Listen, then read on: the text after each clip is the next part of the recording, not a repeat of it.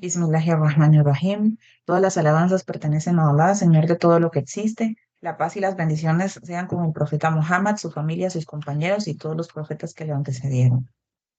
Bueno, Assalamu alaikum wa rahmatullahi wa barakatuh. Hoy vamos a estar con la clase número 2 sobre el Hajj, al-Hajj, y vamos a tratar sobre los prerequisitos y la capacidad de realizar el Hajj. No vamos a lograr abarcar todo lo correspondiente a la capacidad de realizar el Hajj. Inshallah, la próxima semana estaremos dándole continuidad, pero vamos a abarcar la primera parte. Esta parte es un poquito larga y tiene que ver más que todo con fiqh.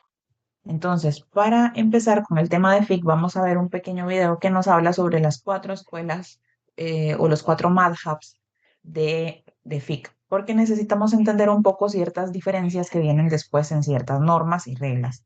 Entonces, bueno, en Latinoamérica no tenemos mucho conocimiento, mucha cercanía con lo que son las 4 escuelas de fiqh, o los 4 madhabs.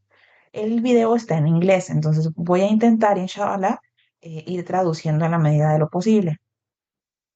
Creo que ustedes no tienen problema con el inglés, pero las personas que puedan ver el video que se graba después probablemente sí, entonces eso es por aquello. Sí. Me avisan por favor si escuchan el audio del video. Bismillah. Perdón ahí por los anuncios, pero uno no paga YouTube Premium, entonces. You're praying in mosque. You say Amin loud, and the person alongside says it quietly. You do Raf al Yadin, and he doesn't. Ok, acá nos está diciendo que estamos en la mezquita, ¿verdad? Y estás rezando y de repente escuchas a la persona de la par cuando tú te levantas del rukú que dices Sami Allahu liman hamida y la otra persona no lo hace. Entonces, And you watch each other, and you're se, like, se I ven, wrong? Is that he wrong? Well, se ven uno al otro y entonces se quedan como, usted está equivocado y yo estoy equivocado. Eso nos pasa mucho en la mezquita. No sé si han visto que hay otras personas que, por ejemplo, no hacen el takbir en ciertas ocasiones, bueno, levantar las manos a la altura de los hombros en ciertos movimientos y o no ponen las manos encima del pecho, sino que las dejan a los costados. Entonces vemos diferentes cosas a la hora de rezar y uno se queda, yo estoy mal o ellos están mal. Eso nos pasa con bastante frecuencia. that's the confusion of madhabs. And today I'm gonna clear all the confusion. Ok, entonces esa es la confusión de lo que son los madhabs. Y vamos a aclarar qué son los madhab, qué es un madhab, por qué se desarrollaron, cuáles son todos los madhabs y las diferencias entre ellos, por qué existen, algunos ejemplos y en qué están todos ellos de acuerdo. So you don't need anything else. So make sure to watch the full video. What is a madhab? Simple words. It's a school of thought. ¿Qué es un madhab? En palabras simples, es una escuela de pensamiento. In Islamic law, not a new religion. There's not a separate sect. It's just a way scholars explained how to practice Islam. No es una religión diferente, no son diferentes sectas, no es nada diferente. Simplemente es como los diferentes eruditos o los diferentes sabios han explicado el Islam. En lo que difieren. In real life, like how to pray, how to fast, how to do wudu. Por ejemplo, en cómo rezar, cómo hacer el ayuno, cómo hacer el vudú. The Quran and Sunnah are the same, but the way scholars understood and applied them, Aquí nos está explicando que el Corán y la Sunna son los mismos, pero la forma en la que los eruditos lo aplican es diferente. that's where madhabs came. Y de ahí vienen los 4 madhabs, que son el madhab Hanafi, Maliki, Shafi'i y Hanbali. Why did madhabs develop? In the early days of Islam, Muslims lived in different places: Iraq, Medina, Syria, Egypt. Each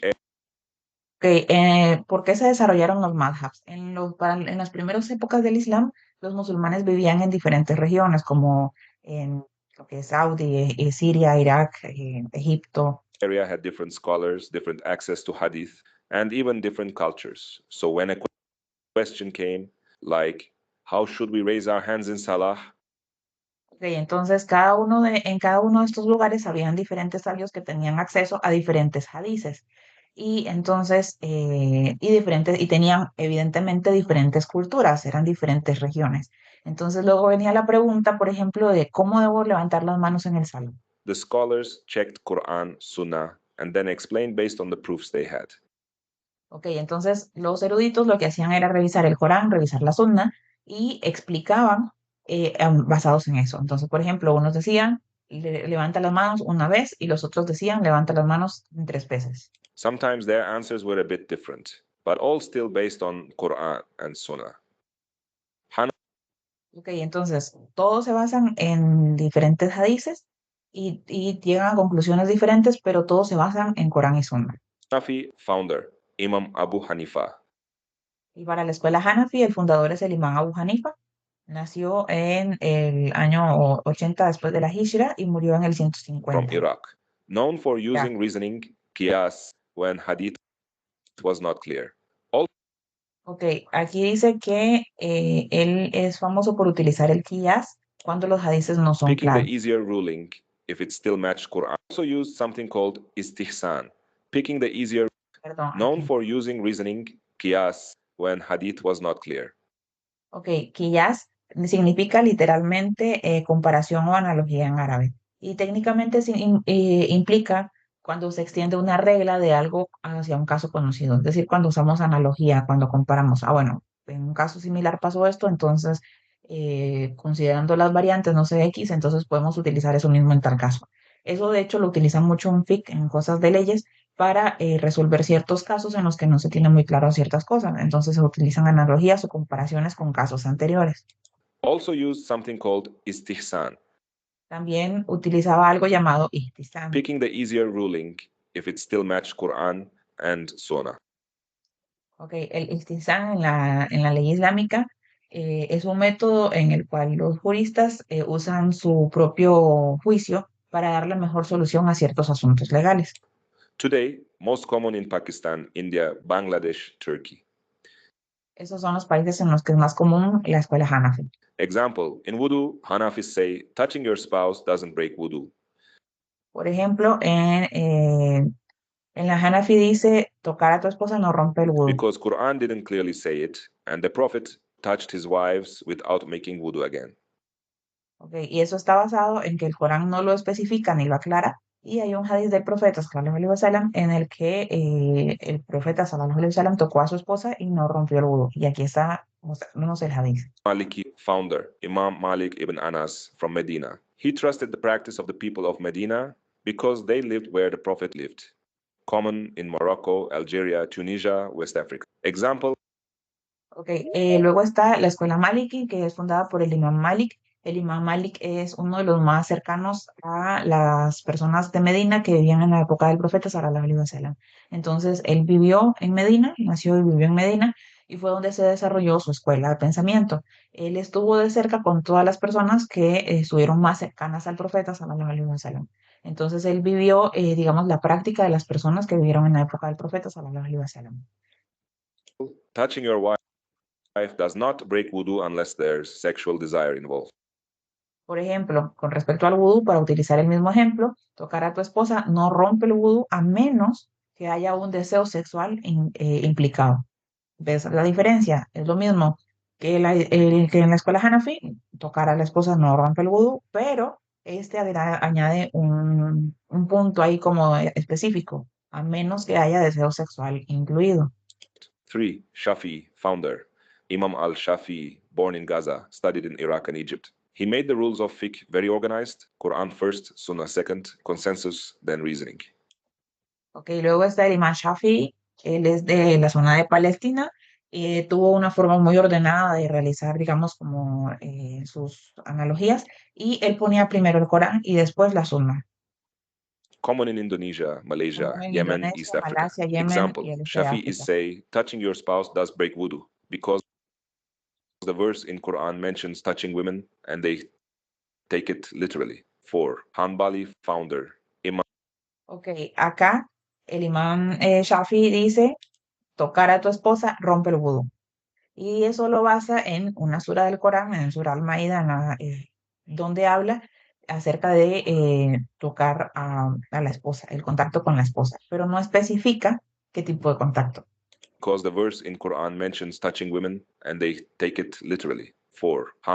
Y ellos lo toman literalmente. Hanbali, founder. Imam Ahmad ibn Hanbal from Baghdad. Luego está la escuela Hanbali, que el fundador es el imán Ahmad ibn Hanbal, él es originario de Bagdad.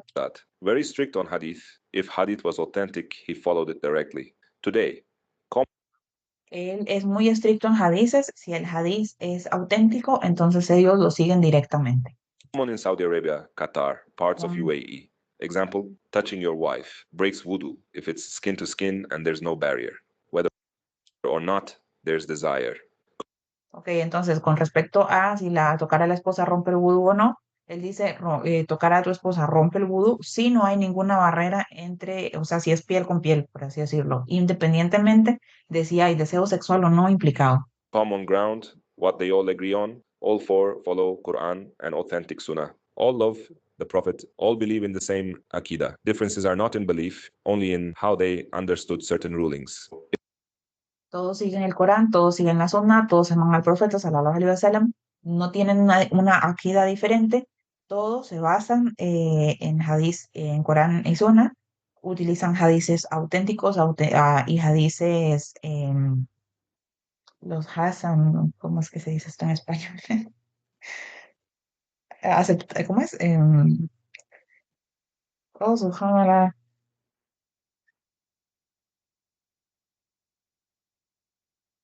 Se me olvidó cómo es en español, bueno, los hadices que son Hasan, que no son Sahih. Entonces, perdón. Entonces, acá no tienen diferente akida, simplemente entienden de forma diferente cómo aplicar las reglas. Si se fijaron todos acerca de si tocar a la esposa rompe el vudú, siguen Corán y Sunna, pero tienen diferentes puntos de vista. If you stayed this far, please subscribe. It takes a lot of time and work to make these videos. Imam Abu Hanifa said, when I say something that goes against the book of Allah or the Sunnah of the Messenger, leave my saying. Imam Malik, he said, look into my opinion. If it agrees with the book and Sunnah, take it. If it disagrees, leave it. Imam al-Shafi'i said, if you find in my books something contrary to the Sunnah, leave it. And Imam Ahmad ibn Hanbal said, do not follow me blindly. If a hadith is authentic, then that is my madhab.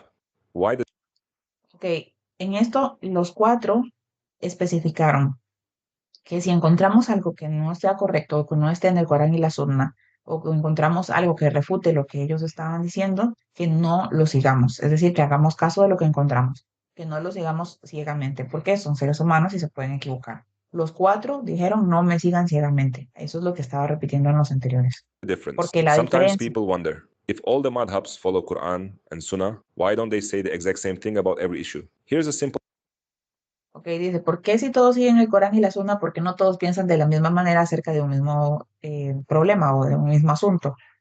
example. Imagine a hadith where the Prophet touched his wife, then went to pray without making wudu. Now Imam Shafi'i reads this hadith and says, this shows touching your wife does not break wudu because the Prophet did it. But Imam Malik looks where Allah says in the Quran, and then you do not find water, then perform tayammum. Surah Al-Ma'idah 5:6. In Arabic, touch can mean actual physical touch or intimacy. Imam Malik takes the wording literally, so he says, touching your wife does break wudu. Both are using Quran and Sunnah. The difference is in how they understood the text. Que, por ejemplo, el imam Shafi'i lee el hadith que habla sobre que el profeta sallallahu alaihi wasallam tocó a su esposa y no rompió el wudu, y luego el imam Malik leyó el mismo hadith, pero el imam Malik se fue al Corán y en el Corán, en Surah Al-Maida, que es la que utiliza en la otra escuela, eh, dice acerca de hacer tayammum si uno ha tocado a la esposa, pero en árabe la palabra que utilizan puede tener diferentes significados, que también puede significar intimar con la esposa. Entonces él se va a verlo con más detalle y entonces dice, ok, si rompe el vudú, sí hay deseo sexual implicado. Y los dos siguen Corán y Sunna, simplemente lo entendieron de forma diferente. One focuses on the language and general meaning.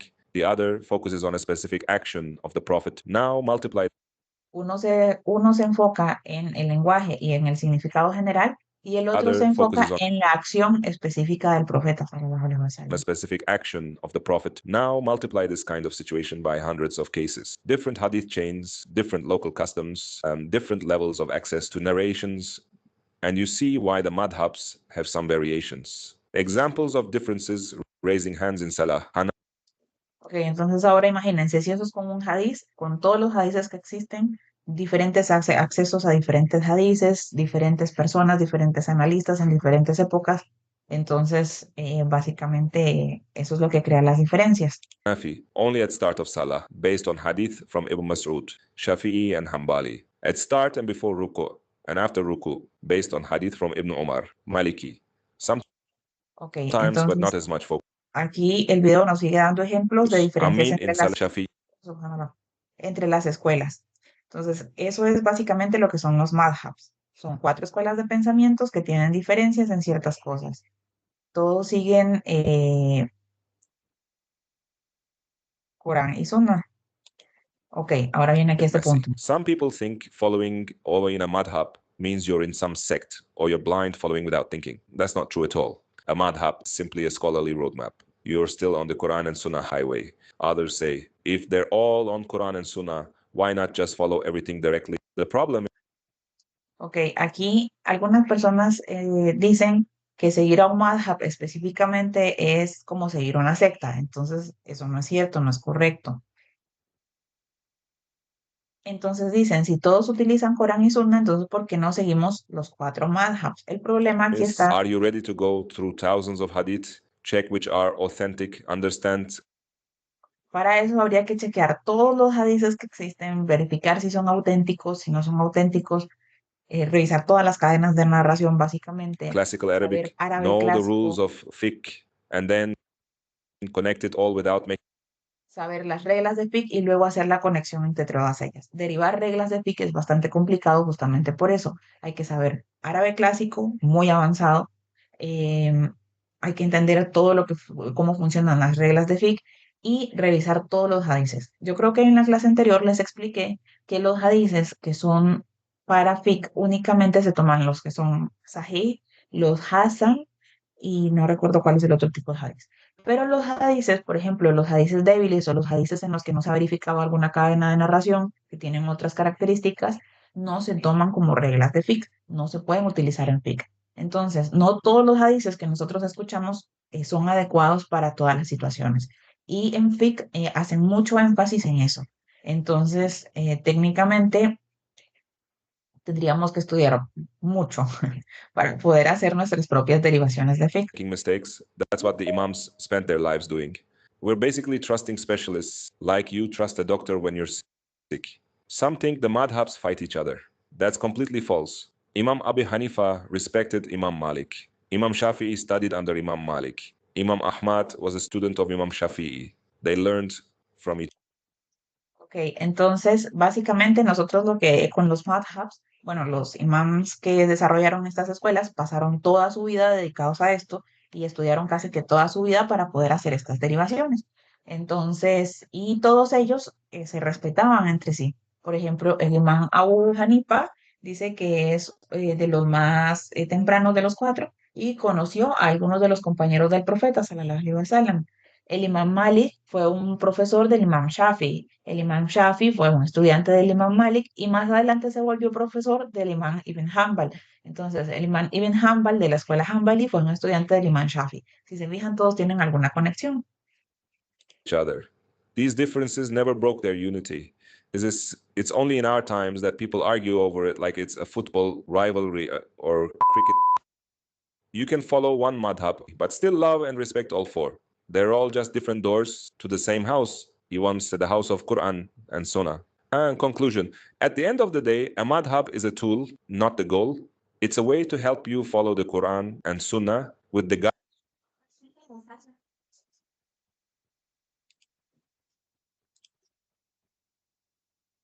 Entonces, básicamente, los 4 madhabs nos está diciendo que You're son una herramienta, no la praying in meta. mosque. You say Amin loud, and the person No la meta para llegar a lo que necesitamos. Entonces, seguir un madhab no nos hace seguir, no es seguir una secta. Y bueno, y no seguir ninguno tampoco está mal. Entonces, simplemente los madhabs son herramientas que nos ayudan a comprender el Islam y las reglas de fiqh específicamente, porque estos madhabs son de fiqh.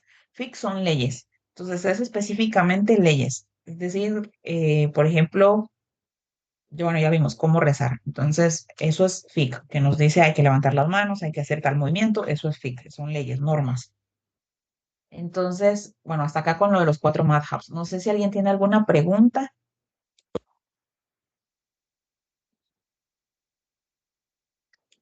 Sí, yo quiero agregar que también hay que recordar que en esas épocas no existía la tecnología, sino que ellos tenían que leer manuscritos, ir a buscar manuscritos, recorrer grandes distancias en camello para ir a buscar toda la información. Entonces, también la información estaba un poco limitada en el acceso. No es como ahora que uno entra a la computadora y busca ahí los hadices. Entonces, esa limitante también hacía que muchos de los sabios no tuvieran acceso a todos los hadices ni a toda la información. Y como vimos en el video, ellos vivían en diferentes zonas del mundo, ¿verdad?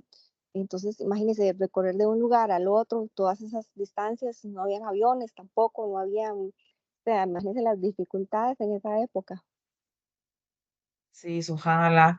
Gracias, hermana. De hecho, sí, ese es un punto muy importante, porque en esa época, como dice usted, no tenían acceso a todo. O sea, imagínense leer la cantidad de hadices que existen, ir comparando cada uno. O sea, le dedicaban toda su vida y aún así probablemente quedaron cosas que no lograron abarcar. Por eso ellos mismos decían, si encuentran algo en el Corán y en la Sunna que yo no haya registrado, no me sigan, no me hagan caso.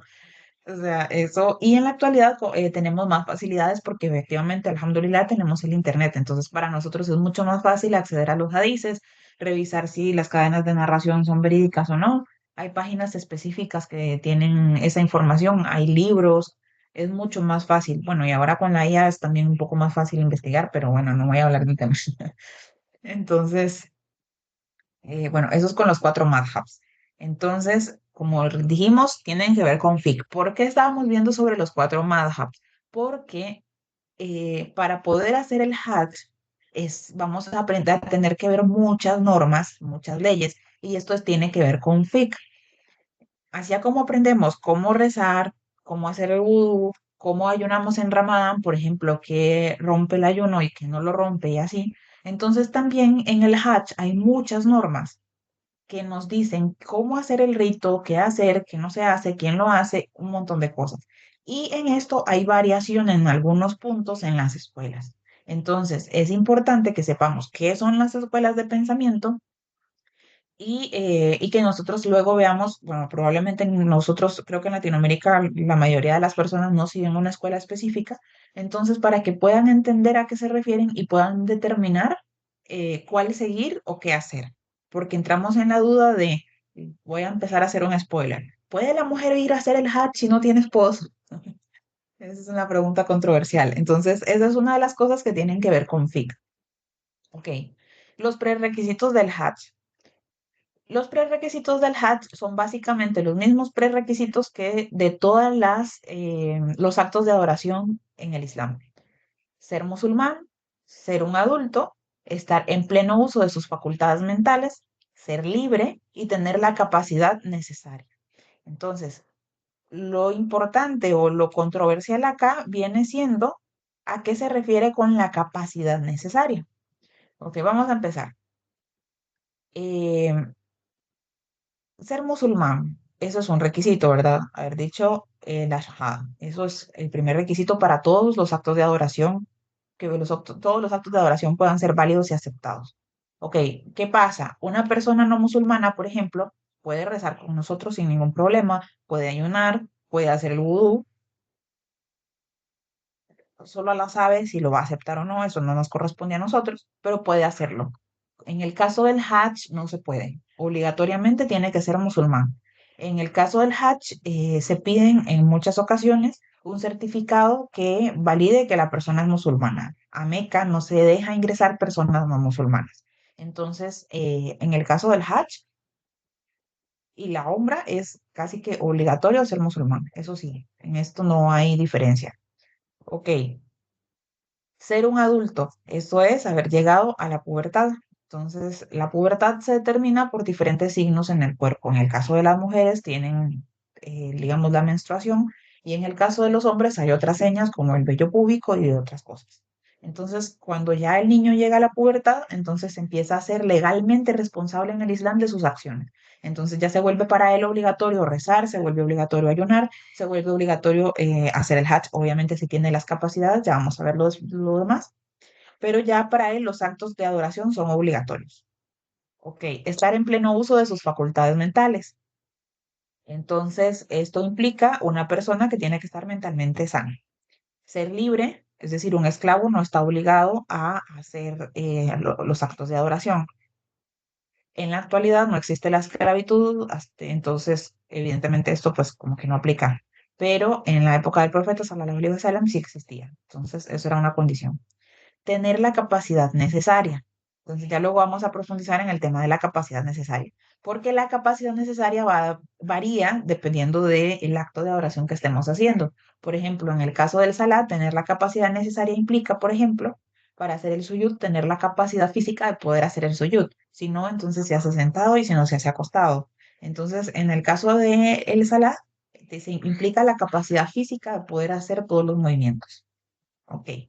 Hay un hadith del profeta, sallallahu alaihi wasallam, que dice, nos narró Muhammad ibn Yahya al-Basri, nos narró Bishru ibn Omar, nos narró Hammam bajo la autoridad de Qatada, bajo la autoridad de Al-Hasan al-Basri, bajo la autoridad de Ali, que el mensajero de Allah, sallallahu alaihi wasallam, dijo, se ha levantado la pluma de tres. Acá en árabe usa rofea al-qalamu. Cábamo se usa para algo para escribir, es decir, una pluma, un lapicero, algo para escribir. A eso se refiere. Desde el que duerme hasta el que despierta. Desde el niño hasta que crece, es decir, hasta que llega a la pubertad. Y desde el incapacitado mental hasta que recupera sus sentidos. Este hadith está registrado en At-Tirmidhi 1423 y está clasificado como sahih. Ok. Cualquier persona que carezca de estas condiciones no está obligado a realizar el Hajj, ¿verdad? Y todas, como dijimos, son igualmente válidas para todos los actos de adoración y se basan en este hadith. Ok, acá, cuando dice al-Qalamu, cuando se refiere a la pluma específicamente, se refiere, es una expresión, digamos, técnica, que cuando dice ha sido levantada se refiere a que no se está escribiendo esas acciones. Entonces, no se registran los pecados en su contra, no hay responsabilidad legal plena mientras dure el estado. Es decir, una persona mentalmente que no está mentalmente bien hasta que recupere la razón. En el caso del niño, hasta que llega a la pubertad, es decir, pasa la etapa de niñez y ya se vuelve responsable. Entonces, mientras sea un niño, sus acciones no son legalmente responsables como las de un adulto. A eso se refiere. Ok, no significa que no se registre nada de lo que hagan en absoluto, no, sino que no se les escribe culpa por omisión o acción. Es decir, si uno como adulto decide no hacer la oración del Duhur, por ejemplo, entonces a nosotros se nos va a registrar que voluntariamente no quisimos hacer el Duhur y eso es una mala acción para nosotros. Pero el niño, si el niño no quiere hacer el Duhur, no se le va a escribir eso como una mala acción, porque él no está obligado a hacerlo. A eso se refiere. Ok, los sabios explican que la pluma aquí es la pluma de los ángeles que registran las obras. Recordemos que nosotros tenemos ángeles que están todo el tiempo con nosotros registrando absolutamente todo lo que hacemos. Entonces se refiere a que esos ángeles que están, por ejemplo, con los niños, no están registrando en ese momento específico esa mala acción porque el niño no está obligado a realizarla. Ok, entonces no hay pecado, no hay castigo mientras dure el estado. En el caso de la época, bueno, cuando existían los esclavos, entonces el esclavo no era responsable hasta que era libre. Una vez que era libre, entonces tenía toda la responsabilidad legal, igual que el resto de las personas. Ok, en el caso de la pubertad dijimos que son los signos físicos, en el caso de las niñas y los niños, eh, no quiere decir que los niños antes de la pubertad no puedan, no tengan que rezar ni nada por el estilo. No, es deber de los padres educarlos y mandarlos a rezar desde los 7 años y empezar a disciplinarlos desde los 10. Y eso también está basado en un hadiz. Entonces, en el caso de los niños no están obligados a hacerlo, pero los padres sí están obligados a enseñarles. Entonces, aquí la acción se le va a registrar a los padres, no a los niños. Punto importante. Ok, entonces, en el tema de FIC dijimos que eran normas o leyes. Con respecto a los puntos de FIC, sus actos de adoración son válidos y recompensados, pero no son obligatorios. Entonces se toman como si un niño, por ejemplo, o una persona que no está mentalmente sana, o o un no musulmán, por ejemplo, que va y hace el salat con los demás, con los musulmanes, sus actos se toman como voluntarios, pero no están, no obtienen las mismas recompensas que las personas que están obligadas. No se les aplica el mismo nivel de responsabilidad penal ni contractual. Y los contratos, divorcios, ventas, etcétera, pues son detalles que tampoco aplican en estos casos, ¿verdad? Para estas personas, dependiendo de los términos y de las condiciones.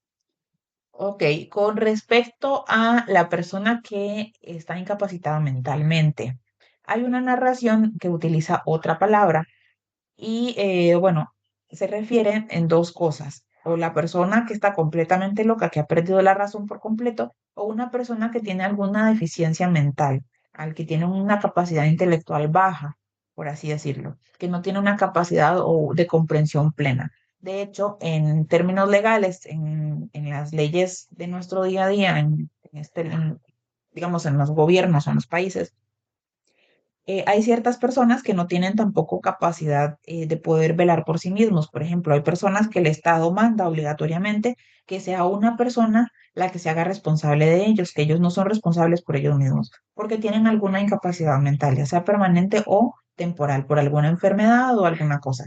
Entonces, a eso se refiere en este hadiz. Ya cuando la persona recupera la conciencia, digamos, entonces vuelve otra vez al estado en el que se vuelve obligatorio y todos sus actos se registran. Entonces, esto es cuando ya las personas que están obligadas a hacer el Hajj. Cuando ya la persona recupera la razón o es capaz de ser responsable, se conoce como mukhalaf. Y a partir de ahí empiezan a aplicar todas las obligaciones y las prohibiciones. Ok, entonces acá la responsabilidad está ligada a varias cosas, está ligada a la razón, al aql. El Islam no carga a la persona con algo que está fuera de su control y de hecho en el Corán encontramos una aya que nos habla que Allah subhanahu wa ta'ala no nos va a dar cosas más allá de nuestra capacidad.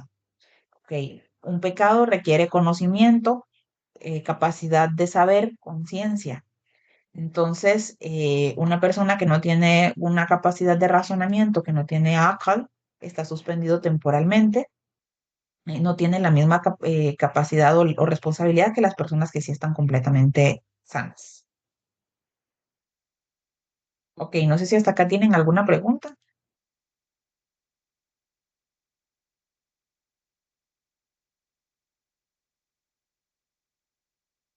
Ok. Tener la capacidad necesaria. Dijimos que íbamos a enfocarnos en esta, ¿verdad? Porque todas estas son exactamente las mismas que las otras y en estas donde encontramos variación en cada uno de los actos de adoración. Entonces, ¿qué significa tener la capacidad necesaria? ¿Qué implica? Ok, implica que una persona, en el caso del Hajj, debe de estar saludable y físicamente sano. El viaje del Hajj debe ser seguro, de modo que la vida del peregrino y sus posesiones estén a salvo. Entonces, en el punto 2, si una persona teme que su vida esté en peligro por alguna razón, como alguna epidemia, por ejemplo, entonces entra en el grupo de personas que no está obligada hasta que pase la condición.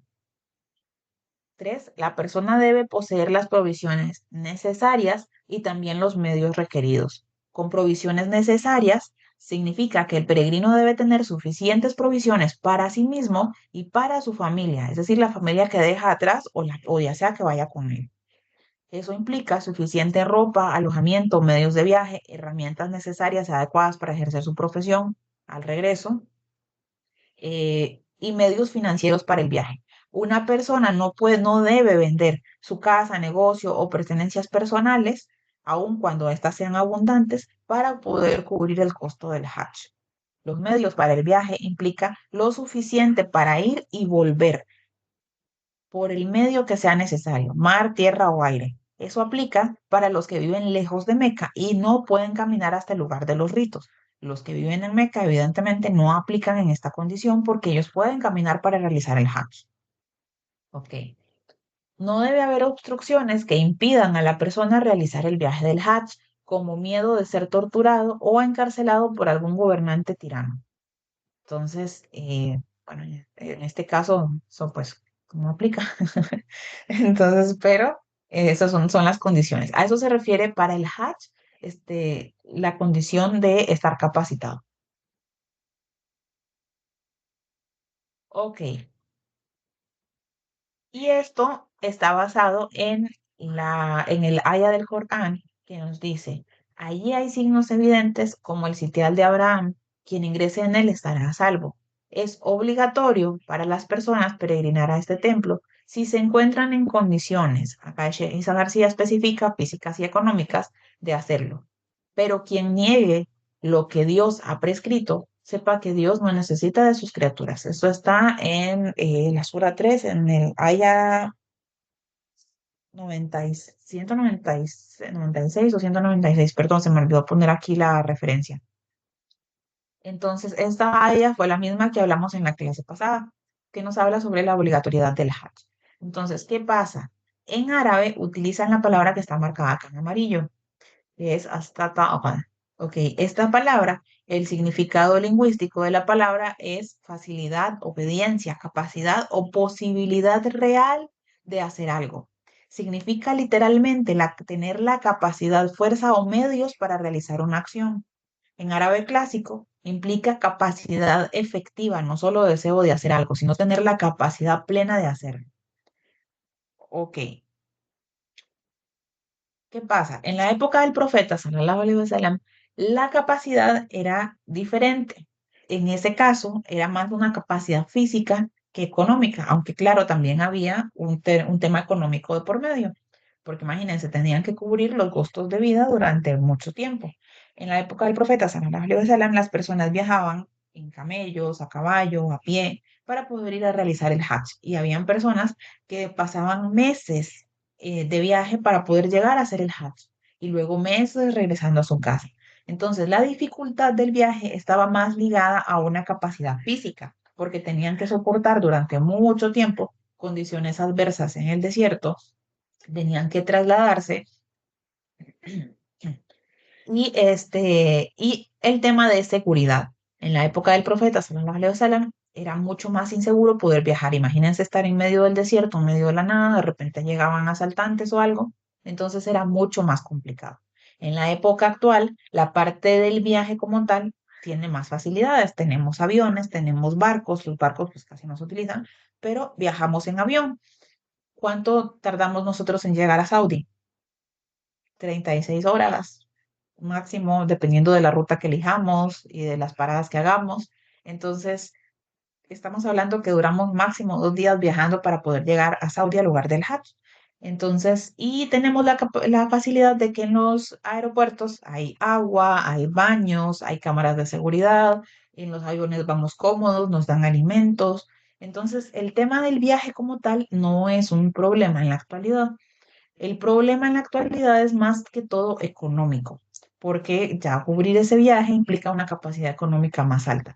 Entonces, la capacidad o las condiciones para poder hacer el Hajj dependen del lugar o de la situación en la que nos encontremos. En la época del profeta, sallallahu alaihi wasallam, era más una condición física, en la actualidad es más una condición económica. Sin embargo, también tenemos que tener una condición física.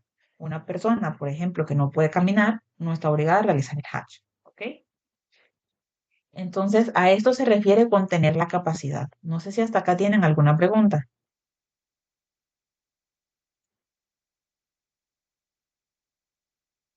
Ok, si ustedes recuerdan, cuando vimos quiénes estaban obligados a realizar el Hajj, los niños, por ejemplo, no cumplen con esta condición. Ellos no pueden ser responsables de su parte económica, no son responsables económicamente y no son responsables de sí mismos. Entonces, no están obligados a realizar el Hajj.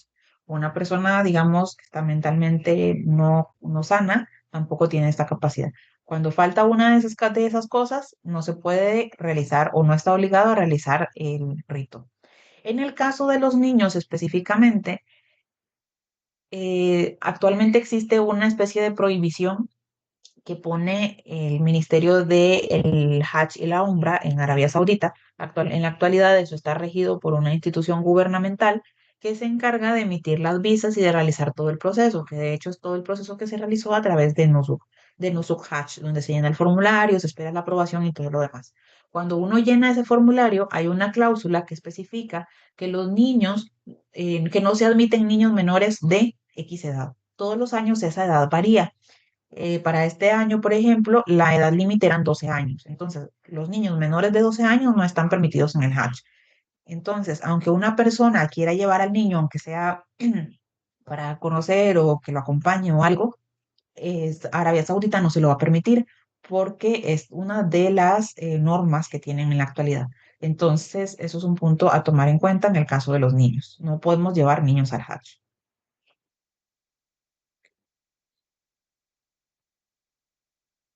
Ok, entonces, si no hay preguntas, continuamos, inshallah. Vamos al tema controversial, el Hajj de una mujer. Ok, en principio el Hajj es obligatorio para ambos, hombre y mujer por igual. Deben realizarlo si cumplen con los requisitos que vimos anteriormente. Ok, en el caso de la mujer hay una pequeña discusión donde no se ponen de acuerdo los cuatro madhabs. Ya entendimos qué son los cuatro madhabs y por qué era importante saber qué son los cuatro madhabs. Aquí viene el tema en el cual los cuatro no están de acuerdo. Ok, el hajj de una mujer. Vamos a leer este hadith. Dice, Qutayba ibn Said nos narró lo siguiente.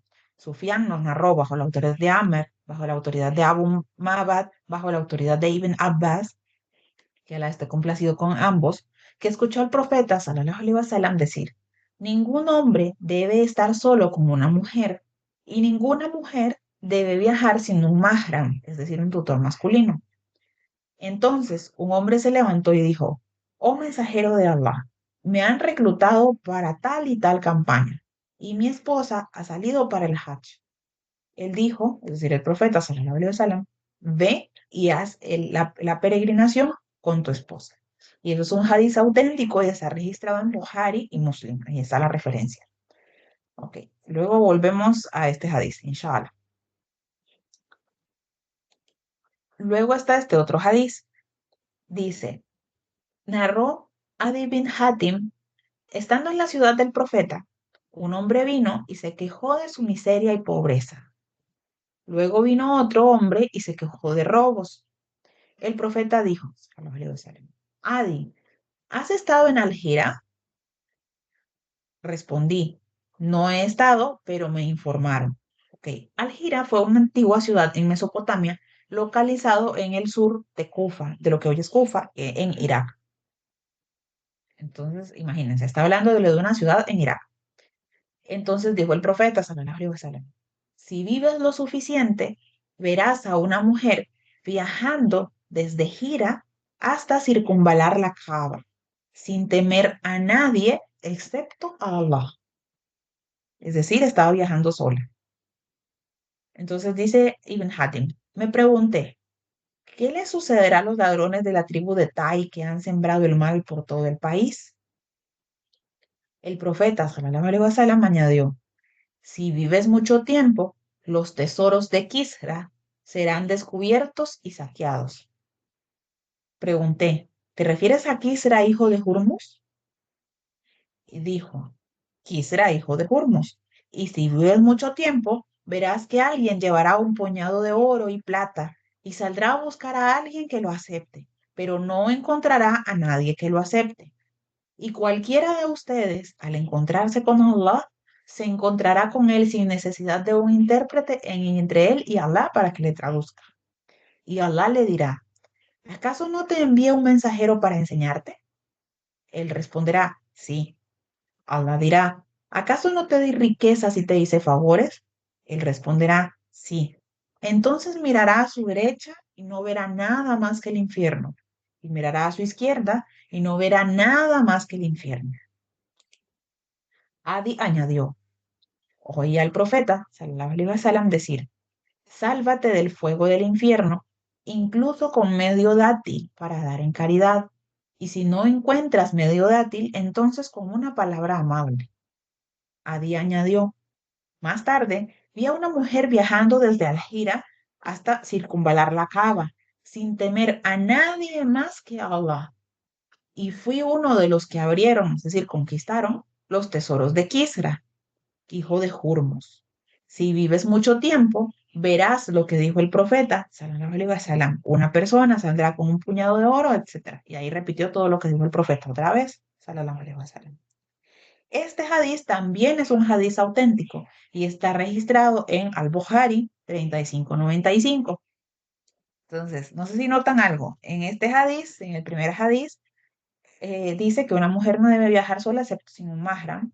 Un mahram es un tutor masculino. ¿A qué se refiere un mahram? Un mahram en el Islam para una mujer es el hombre con el que la mujer no se puede casar, no puede contraer matrimonio. Entonces, aquí aplican los mahram de sangre y los mahram que son por un vínculo temporal. Por ejemplo, el papá, los hermanos, los tíos, o un vínculo temporal, por ejemplo, el esposo. Un esposo es mahram de una mujer. Entonces, un mahram no necesariamente es un esposo, es un hombre que no sea apto para casarse con la mujer. Se refiere a esto, ¿verdad? Un familiar en estos grados. Ya los primos, por ejemplo, no son mahram. Entonces, a eso se refiere un mahram. Ok, entonces el hombre le preguntó y le dijo que la esposa había ido al Hajj y el profeta sallallahu alaihi wasallam le dijo que fuera a la peregrinación. Este hadith es el que muchas escuelas utilizan, muchos madhabs, para decir que la mujer no debe viajar sola, que la mujer no pueda ir a hacer el Hajj si no tiene mahram. Luego está este otro hadiz en el que también es sahih, que nos habla que el profeta hizo una profecía de que iba a llegar un momento en el que iba a haber tanta seguridad en la tierra o en el lugar o en el mundo o en los países o en un lugar específico que la mujer iba a viajar sola, iba a llegar a circunvalar la Kaaba, ya sea a la Umra o al Hajj, no especifica. Entonces, esto es una profecía. Y luego nos habla de que hizo otra profecía ahí mismo sobre que iban a ser conquistados los tesoros de Kisra. Kisra en español se conoce como Khosrow. Era un gobernante tiránico de la zona, no me acuerdo en qué zona era esto. Entonces, se cumplió. Luego el mismo Adi que estaba narrando el hadiz dice, yo presencié o fue uno de los que conquistó esos tesoros. Se cumplió la profecía del profeta sallallahu alaihi wasallam. Y él mismo vio a una mujer viajando sola. Entonces, a esto se refiere, ¿verdad? Era una profecía del profeta sallallahu alaihi wasallam aludiendo a a la seguridad. Aquí viene el tema. ¿Se acuerdan que hablamos de las escuelas de pensamiento y que todos toman hadiz auténticos y Hassan para basarse en las derivaciones de las leyes y utilizan el Corán? Acá tenemos un tema, los dos hadices son auténticos. ¿Qué observan? Aquí hay diferentes cosas. Por ejemplo, los malikis permiten a la mujer viajar si hay seguridad y lo prohíben si hay peligro. La escuela Shafi'i lo prohíben sin mahram y lo permiten para el Hajj obligatorio, o sea, para el Hajj obligatorio una vez en la vida, con un grupo confiable. Los Hanbali lo prohíben sin mahram, o sea, que la mujer no viaje sin mahram. Y hacen algunas excepciones menores que pues casi no. Y los Hanafi prohibidos sin mahram y no tienen excepciones. Entonces, la escuela Maliki permite a las mujeres viajar si no hay peligro. La escuela Shafi'i si van con un grupo confiable. Un grupo confiable, llámese un grupo de mujeres confiables que van con sus mahram, un grupo grande. Ok. ¿Qué observan los malikis? El profeta, sallallahu alaihi wasallam, predice que una mujer va a viajar desde Irak hasta Meca. No menciona mahram y no prohíbe el viaje. Lo presentan como una señal de seguridad y perfección del Islam. Para los malikis, esto indica que la prohibición no es absoluta, sino condicionada a la seguridad del viaje. El hadiz del hombre enviado a acompañar a su esposa al Hajj, los malikis lo interpretan como que el profeta sallallahu alaihi wasallam ordenó al hombre acompañar a su esposa porque el viaje no era seguro. Estamos hablando que en la época del profeta sallallahu alaihi wasallam había muchas guerras, los viajes eran largos, era inseguro en general y para los musulmanes en particular era inseguro porque estamos hablando que los musulmanes los perseguían, entonces no era seguro. No porque la presencia del mahram sea un requisito absoluto en todo tiempo y lugar. De hecho, el hadith no especifica que aplique para todo el mundo, sino que específicamente a esa persona le dijo, vaya a hacer el hajj. Ok, entonces para ellos la causa es la seguridad, no el hecho de viajar, sino la seguridad del viaje. ¿Qué concluyen los malikis? Que la prohibición de viajar sin mahram no es absoluta, está condicionada a la seguridad del camino, a la ausencia de peligro, a la compañía confiable, a rutas protegidas, a caravanas organizadas o en la época actual tenemos toda la mezcla de todos estos con medios seguros como aviones, cámaras de seguridad, policías en los aeropuertos, mucho resguardo para la mujer en general. Entonces, si el viaje es seguro, obviamente hasta donde nuestra capacidad humana nos permite tener la seguridad, la mujer puede viajar sola.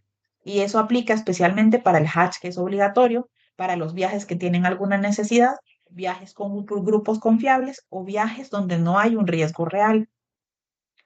El hadiz de no viajar sin mahram se interpreta como una recomendación fuerte, no obligación absoluta aplicable cuando hay riesgo, no cuando hay seguridad. Y la opinión de la mujer viajando sola con un grupo confiable está respaldada por el hecho de que Omar dio permiso a las esposas del profeta sallallahu alaihi wasallam para realizar el Hajj acompañadas de Uthman y Abdurrahman.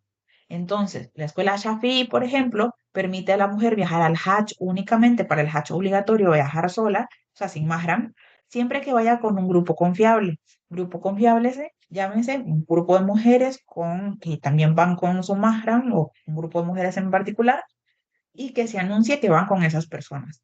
Y eso lo basan en que Omar dio permiso a las esposas del profeta sallallahu alaihi wasallam de viajar. Entonces, la escuela Maliki y la escuela Shafi'i permiten a la mujer hacer el Hajj sin mahram, siempre que se cumplan estas condiciones. En el caso de los Maliki, siempre que haya seguridad en el viaje. En el caso de los Shafi'i, que vayan con un grupo confiable. Ok, la escuela Hanbali y la escuela Hanafi no permiten a la mujer viajar sola, ni siquiera para realizar el Hajj.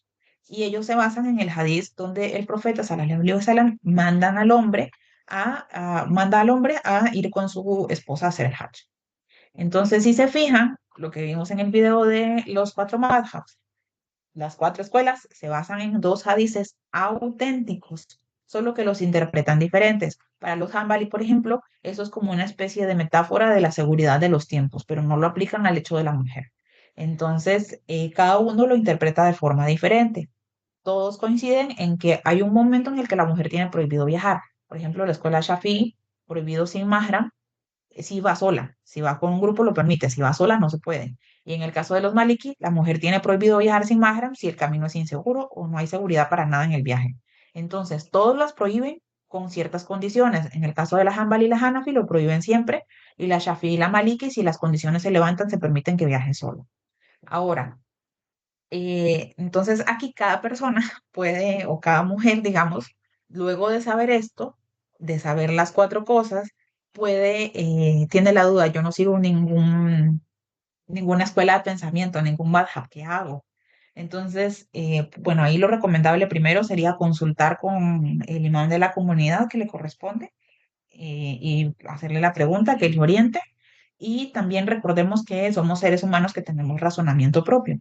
Entonces, ya sabiendo todas las cuatro pensamientos, el porqué de todo, nosotros mismos podemos tener nuestra propia razón y saber qué vamos a hacer. Porque acuérdense que la seguridad en las cosas o la intención de lo que hacemos es una de las cosas más importantes en los actos. Cuando ya tenemos el conocimiento, podemos tomar decisiones. Sin conocimiento no podemos tomar decisiones. Recomendación, acudan al imán de su mezquita o pregúntenle a alguien de confianza y de conocimiento, evidentemente. Ok, algo iba a decir y se me olvidó ahorita con respecto a lo de la parte de la razón.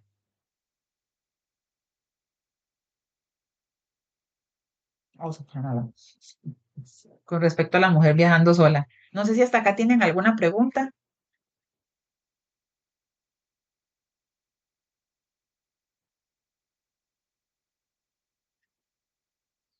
Ah, sí, ya me acordé que era lo que iba a decir. Con respecto a, por ejemplo, una mujer dice, bueno, es que yo quiero hacer el Hajj y siento que yo quiero cumplir con eso porque tengo los medios económicos y todo, solo que no tengo mahram. Entonces, y le encuentro sentido a lo que dice la escuela Malik, por ejemplo. Entonces, yo voy a viajar a hacer o la escuela Shafi'i. Entonces, yo voy a viajar a hacer el Hajj y voy con un grupo confiable de mi comunidad y así. Pero la mujer va con temor y dice, ay, ¿y si estoy haciendo algo malo?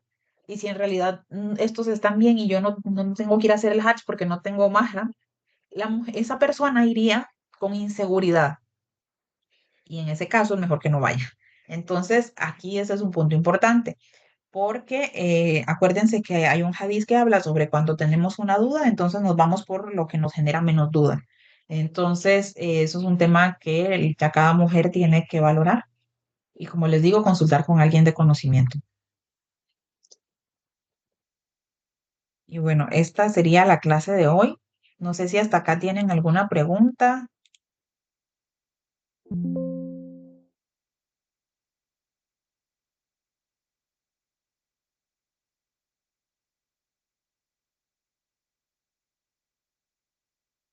Ok, creo que no.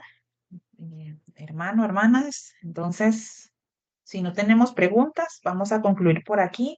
Inshallah, la próxima semana vamos a estar continuando con la capacidad para realizar el Hajj.